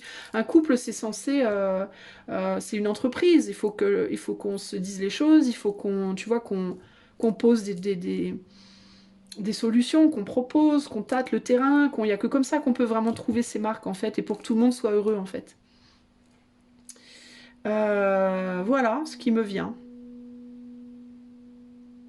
Donc que ce soit par rapport à un couple ou une passion, hein, peut-être que tu as envie, je te dis, de plus travailler à plein temps dans quelque chose et tu n'oses pas dire à ton autre. Donc vois comment tu peux poser les choses. Voilà pour toi, je vais passer maintenant au choix 3, je te fais des bisous, bye. Salut à toi, mon ami qui a choisi le signe du taureau, que tu sois taureau, ascendant, soleil, lune, que tu en aies beaucoup dans ton thème astral, que ce soit quelqu'un que tu connaisses ou que tu aies juste eu envie de choisir le taureau parce que pourquoi pas, hein, pourquoi pas. Ça te donne un message comme ça, on va y aller, on va tout de suite aller voir le message pour toi, ou en tout cas le sujet, de quoi je dois te parler, qu'est-ce qu'il y a taureau là? Qu'est-ce que t'as? Ouh, pardon, je casse tout. Oula, c'est l'énergie taureau qui m'habite. Alors, le 5 de denier avec l'encrier. Alors, oula. Alors, on te dit, tiens donc, tu n'avais jamais envisagé les choses sous cet angle. Tel un pont entre deux rives, la réalité se présente sous un nouveau jour. Il y aura sans doute un prix d'entrée à payer et tu sais que rien n'est gagné d'avance, mais cette possibilité inédite éveille en toi l'audace de vivre. Ouh. Aucun rêve ne saurait se concrétiser si dans la matière il n'est travaillé. Pour le réaliser, il te faut t'y engager, verbaliser, planifier et élaborer. Il est temps de t'y atteler. Donc il y a quelque chose qui ouvre ton esprit, mais tu dois faire quelque chose de concret pour y arriver. En même temps, il y a des peurs qui t'habitent, d'accord ? Peut-être des peurs par rapport au fait de dire, d'exprimer ou de concrétiser. Peut-être que c'est bien beau comme ça quand on y pense, mais que dans la matérialisation, c'est une autre affaire. Eh ben, on va aller voir, mon ami taureau, qu'est-ce qu'on peut te dire. Alors, si je commence pas par le bon jeu, ça va pas aller. T'as peut-être peur, justement, de tout casser, toi, de faire des conneries, de mal t'y prendre. J'entends peur peut-être de la maladresse, mon ami taureau. Qu'est-ce que je dois dire au taureau par rapport à ce message-là ? Peut-être que tu as peur de parler, de dire quelque chose, de ne pas poser tes mots comme il faut, d'oublier de mentionner des trucs, tu vois, ça peut être ça aussi, hein, l'idée de je dois dire quelque chose, je dois construire quelque chose, je dois montrer quelque chose, mais j'ai peur de mal m'y prendre, de mal faire, d'être maladroit, maladroite, hein, c'est peut-être ça. Alors qu'est-ce qu'on peut dire à mon ami taureau par rapport à ce message? Allez, c'est parti, on a l'amour, c'est beau, l'amour, le message... On a l'oméga, la méditation. Ah oui, on a peur que le résultat final soit pas satisfaisant. Le papyrus, avec le papyrus, il y a encore cette idée de message ici, hein, d'écriture, de message. Et le malheur, ouch. Alors, c'est quoi cette histoire? Donc tu penses peut-être beaucoup à l'amour. Tu penses à l'amour, clairement, toi. Peut-être tu médites beaucoup dessus. Et tu as quelque chose à dire, mais tu as peur que la finalité de ce que tu diras soit pas bonne. Tu as peur de provoquer des choses qui soient négatives, de provoquer ton propre malheur et potentiellement aussi et ou hein, de provoquer celui de quelqu'un d'autre aussi. Peut-être que tu as besoin de dire à quelqu'un que tu ne l'aimes plus, ou que tu ne l'aimes pas, ou que tu l'aimes, peu importe. Mais en tout cas, il y a la peur de se faire du mal à soi ou de faire du mal à l'autre et potentiellement aux deux. Potentiellement aux deux. Dans certains cas, il peut y avoir des personnes qui veulent dire à quelqu'un je ne t'aime pas ou je ne veux pas de toi, mais en sachant que vous les aimez. Et que donc vous devez faire, ça peut être genre un message pour faire le deuil, en pensant que c'est mieux comme ça, par exemple. Ou au contraire, ça pourrait rendre tout le monde heureux ou tout le monde malheureux, ou l'un heureux, l'autre malheureux. Bon bref, du coup on sait pas trop là. Il peut y avoir l'idée aussi avec message et papyrus de comment je fais. J'envoie un texto, j'écris une lettre, je vais voir, qu'est-ce que je fais, comment je m'y prends, que faire. Que faire et que pas faire. Donc ici c'est assez clair le message pour moi.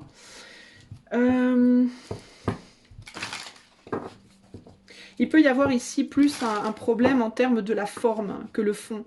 Il peut y avoir plus l'idée de je sais ce que je veux dire mais je sais pas comment le dire, je sais pas comment m'y prendre. Pour que ça arrête de me faire du mal aussi. Hein. Ce qu'on pourrait vouloir, c'est la finalité de son propre malheur ou la finalité du malheur de l'autre. Je veux plus faire du mal à cette personne ou au contraire, je veux plus me faire du mal à moi ou les deux. Comment faire? Comment faire? Alors, et puis est-ce que cette fin va me rendre heureux ou malheureux? Est-ce que ça va faire du bien, du mal? Comment faire? Alors, l'amour ici, on a quoi? On a l'as de coupe, donc on a beaucoup d'amour ici, un grand, grand, grand amour, beaucoup, beaucoup d'amour. Quelque chose qui coule, qui coule, qui coule, ça n'arrête pas de couler. C'est presque envahissant, tellement ça coule ici. Il y a aussi l'as de coupe, c'est aussi la guérison, hein, c'est la potentialité de guérir par l'amour aussi. La méditation, ici, on a quoi? On a le 5 de Pentacle, donc on a peur, c'est quelque chose qui fait très très peur. C'est aussi un amour qui guérit des peurs, ici. Le 5 de Pentacle, c'est la peur de perdre et la peur de manquer, la peur du manque. Donc est-ce qu'il n'y a pas l'idée ici de je vais devoir peut-être mettre fin à quelque chose qui est très très important, très abondant, et j'ai peur que ça me manque, ou je dois me retirer d'une situation amoureuse mais j'ai peur de manquer à l'autre, j'ai peur, peut-être aussi peur que on veut peut-être laisser quelqu'un dont on sait que la personne nous aime et on a peur que cette personne soit submergée par cette perte, ou alors on a peur soit d'être submergé par la perte, ou voilà. Il y a quelque chose comme ça ici. Il y a l'idée aussi en même temps paradoxalement d'être nourri de ça. Parce qu'on pourrait, pardon, dans cette carte, on pourrait penser que cette personne aussi, elle est allongée par terre sous un soleil d'été très brûlant et que l'eau pourrait lui faire du bien aussi. D'ailleurs, on a des petits flocons là qui tombent là. Donc l'eau pourrait... vous savez, des fois, quand une personne est à terre et elle est inconsciente, on lui met de l'eau sur la tête ou quoi, ou sur le visage, ça l'aide à se réveiller. Donc il peut aussi y avoir ce côté guérisseur de l'eau, le côté de l'amour, c'est-à-dire en même temps l'amour qui guérit et l'amour qui blesse. Donc il y a vraiment ça. Alors c'est peut-être quelqu'un qui t'a fait du bien à toi, qui t'a guéri de quelque chose, mais en même temps tu veux plus, tu veux pas aller plus loin, ou tu veux plus de cette personne, mais tu as peur de faire du mal parce que cette personne peut-être t'a fait du bien. Ou au contraire, c'est quelqu'un à qui toi tu as fait du bien, mais cette personne te fait du mal. Enfin tu vois, il y a différents aspects là à prendre en compte, donc il va falloir déjà porter son regard et son attention sur est-ce que cet amour est guérisseur ou au contraire destructeur. Est-ce qu'il te submerge, est-ce qu'il te noie, ou est-ce qu'au contraire il te guérit, hein. Sur message, ici, on a la reine de Pentacle. Donc il peut y avoir une épouse, une mère ici, ou quelqu'un qui peut parler comme une mère, s'adresser à toi comme une mère, ou tu peux, toi, vouloir t'adresser à quelqu'un comme une mère, tu vois, ou avec un aspect très matériel, très nourricier. Mais il y a aussi dans cet aspect le fait de se nourrir soi avant de nourrir l'autre, ce qui est une preuve de maturité. Donc il y a peut-être quelqu'un qui t'a parlé, qui a communiqué avec toi, qui t'a fait beaucoup de bien, euh, ou qui t'a aidé peut-être à te faire du bien à toi, c'est-à-dire qui t'a aidé à te renourrir toi comme il faut. Il y a en tout cas il y a des messages d'amour ici. Mais c'est un amour, on ne sait pas si ça fait, si ça enrichit ou si ça appauvrit en fait d'une certaine manière. Il peut y avoir, pour moi c'est vraiment ça le problème ici, hein. Le papyrus te parle du 2 de Pentacle, donc encore une fois, comment on fait? Qu'est-ce que ça fait? Qu'est-ce qu'on perd en fait? Qu'est-ce qu'on perd et qu'est-ce qu'on gagne à droite et à gauche ici, hein? Il peut y avoir dans certains cas des personnes qui sont face à deux hommes ou deux femmes dans leur vie, hein. Donc on est en couple avec un et puis on en a une autre à côté ou une ou un. Et qui est-ce qu'on quitte et qui est-ce qu'on garde? Qui est-ce qui nous nourrit le plus? Qui est-ce qui nous noie le plus? Vous êtes peut-être face à deux personnes qui sont en même temps très guérisseuses et très étouffantes, ou le contraire, hein, deux hommes, peu importe en fait, mais il y a cette idée ici de qu'est-ce qui vous submerge et qu'est-ce qui au contraire vous sort la tête de l'eau, véritablement. Mais il y a beaucoup d'amour, il y a peut-être trop d'amour autour de vous aussi, hein. Peut-être que vous êtes entouré véritablement de deux personnes dans votre vie amoureuse qui vous aiment très fort et vous savez pas comment faire, c'est peut-être ça aussi, hein. Alors peut-être que la question à vous poser du coup serait, mais vous, est-ce que vous vous aimez déjà, pour commencer? Et puis si c'est le cas, qui est-ce que vous aimez en fait, de ces deux personnes? Parce que être aimé de quelqu'un c'est une chose, mais il faut aussi l'aimer en retour. Alors peut-être c'est ça la question à se poser ici, pour savoir à quoi mettre fin et comment le dire. 3 de bâton, il y a 3 énergies ici. Et pour passer une porte, on doit laisser un bâton derrière. Donc quelqu'un ici doit être sacrifié au bénéfice d'autres. De l'autre, une personne peut-être devoir être sacrifiée pour une autre, ou une... Alors si c'est pas une personne, ça peut être une occasion, hein, de vous nourrir, hein. Ça peut être un métier, une activité qui vous submerge, qui vous fait tellement du bien, ou il y a peut-être deux activités qui vous font grave du bien, mais une doit être... Alors il y a cette idée peut-être de, avec Oméga, à quoi je mets fin? À quoi je mets fin? Quelle est la finalité? Alors peut-être aussi se poser la question, quelle est la finalité de cet amour? Qu'est-ce que je peux en tirer? Qu'est-ce qui peut naître de cet amour? Qu'est-ce qui peut ne pas naître? Il y a plein de questions à se poser. On a un 3 de Pentacle ici aussi. Le 3 de Pentacle, c'est l'idée de travailler en groupe, l'idée de travailler ensemble, le travail d'équipe entre guillemets. On peut pas en fait avoir tout ce monde-là en même temps, on veut pas. 7 de Pentacle, c'est limité, voilà, il y a de la limitation, on veut pas récolter quelque chose de triste, on veut récolter quelque chose de beau. On sait qu'on peut pas tout avoir, mais on veut pas récolter quelque chose qui va être limité, peut-être trop limité, peut-être. Bon, ici, pour moi, il y a l'idée de... voilà. Une situation compliquée en termes de ce qu'on pourrait recevoir, de ce qu'on pourrait recevoir.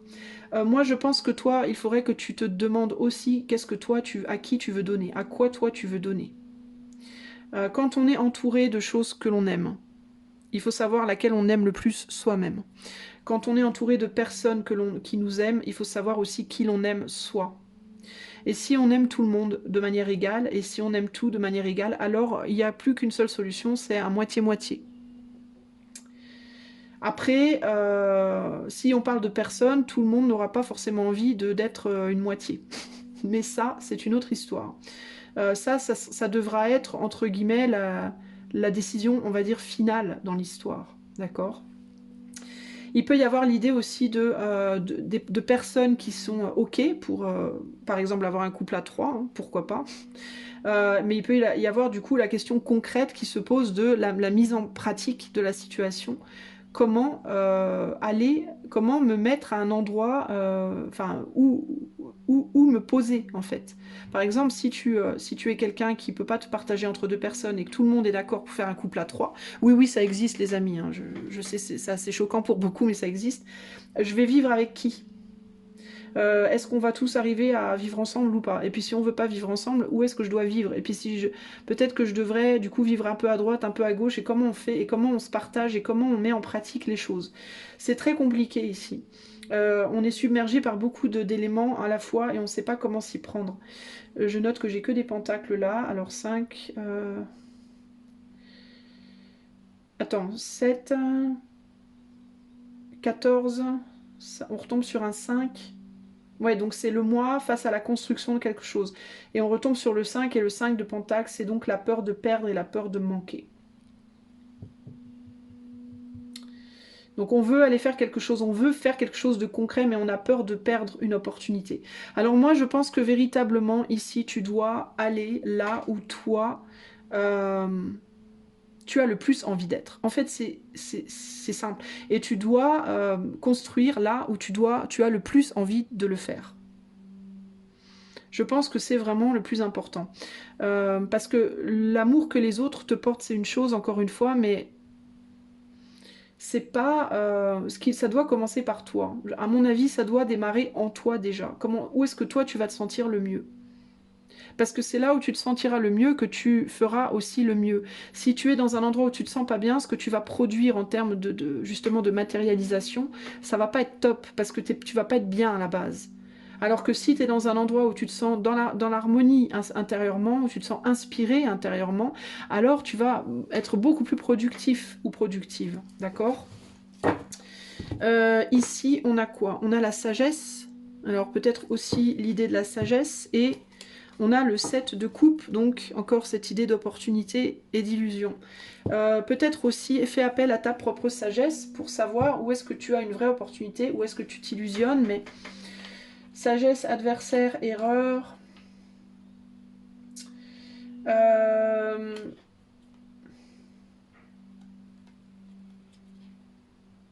Tentation.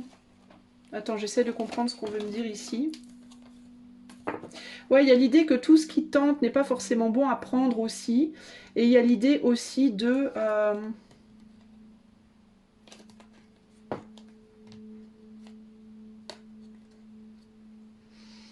Comment je peux te dire?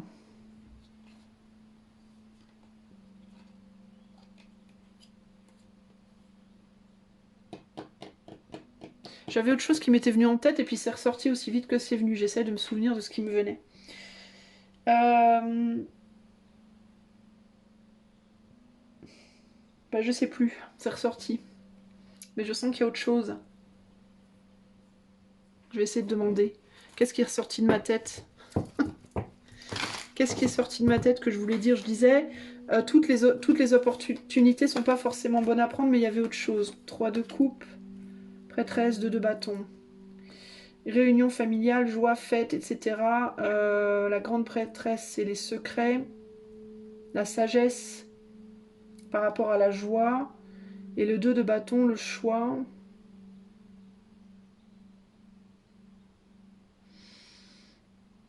Il y a une idée de superficialité. Ah voilà, c'est parfois aussi ce qu'on pense être de l'amour n'est pas de l'amour aussi. Ça peut être ça, peut-être que tu dois avoir une sagesse aussi par rapport à l'idée de l'amour. Parfois ce qu'on prend pour étant de l'amour n'en est pas, et il y a aussi l'idée que parfois on aime quelqu'un pas de la même manière que la personne nous aime. D'accord?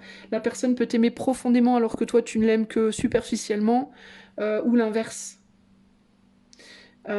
Parfois on pense qu'on aime profondément alors qu'en fait c'est pas le cas. Parfois on pense qu'on aime que superficiellement alors qu'en fait c'est pas le cas. Donc il faut faire le tri par rapport à ça. Il y a l'idée aussi que parfois un amour qui nous submerge n'est pas forcément un amour profond. Ça peut être quelque chose de plutôt léger mais intense. Donc il faut d'abord peut-être en toi comprendre tes sentiments à l'aide éventuellement de l'autre, c'est-à-dire en les explorant avec l'autre, c'est-à-dire en parlant, en discutant, en découvrant la personne, en apprenant à connaître la personne ou la situation, l'activité, s'il s'agit d'une activité. Mais il faut peut-être déjà commencer par s'investir sur la compréhension de ce qu'on veut faire et pourquoi on veut le faire avant de s'investir dans le fait de le faire. Tu vois, peut-être faire les choses dans l'ordre. 1, 2, 3. Les trois pas.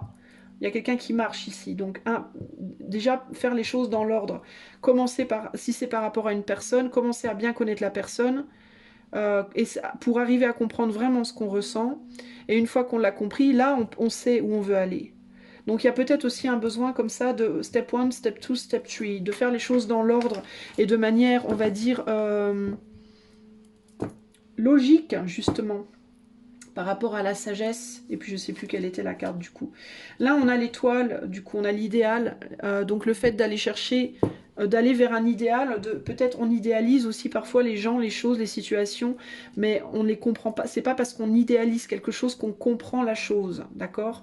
Moi par exemple, mon idéal quand j'étais gamine, ça aurait été d'être une star du rock, Pour autant, je comprenais pas l'implication et je la comprends toujours pas. Et même si je la comprends plus que quand j'étais gamine, mais c'est une fois qu'on comprend ce que ça veut dire. Il y a beaucoup de stars, par exemple, enfin de musiciens, de musiciennes qui disent ben, c'est génial, mais j'ai dû sacrifier ma vie personnelle, par exemple, pour ça. Vous voyez, il faut comprendre les implications derrière et comprendre, découvrir le truc avant de s'engager dedans. Voilà, en gros, c'est ça. Et en même temps, ne pas non plus fermer la porte sans avoir compris. C'est-à-dire ne pas rejeter une personne ou une situation sur la base de je pense que je ressens pas ça ou je crois que tadada sans être vraiment sûr. Pour moi, il y a vraiment l'idée de d'abord tu vas voir, d'abord tu cherches à comprendre et ensuite tu t'engages ou tu t'engages pas. Ensuite tu matérialises ou pas. D'abord peut-être tu manques peut-être d'informations aussi. C'est peut-être ça aussi qu'on te dit avec le manque là. Le manque et la plume, un manque de communication aussi. Peut-être qu'il faut communiquer beaucoup plus avant de commencer à construire les choses. Et d'ailleurs, regarde, je suis con moi, travail verbalise, planifie et élabore. D'abord, on parle. Ensuite, on voit comment on peut faire. Ensuite, on fait. D'accord? Donc, d'abord, comprendre ce que tu ressens, si c'est par rapport à une personne que tu aimes. J'aime cette personne, je veux aller vivre avec elle. Ou je pense que je voudrais aller vivre avec elle, mais j'aime aussi cette autre et du coup, je sais pas. Eh ben, parle avec les deux, prends le temps de faire les choses d'abord avec les deux, découvre-les, découvre-toi. Et ensuite, tu comprends ce que tu ressens. Et ensuite, tu peux aller élaborer ton truc. Voilà. Voilà pour toi, mon ami taureau. J'espère que... Ou qui a choisi le taureau. J'espère que ça t'aura parlé. Je te fais des gros bisous. Je te dis à bientôt pour de nouvelles aventures. Bye bye.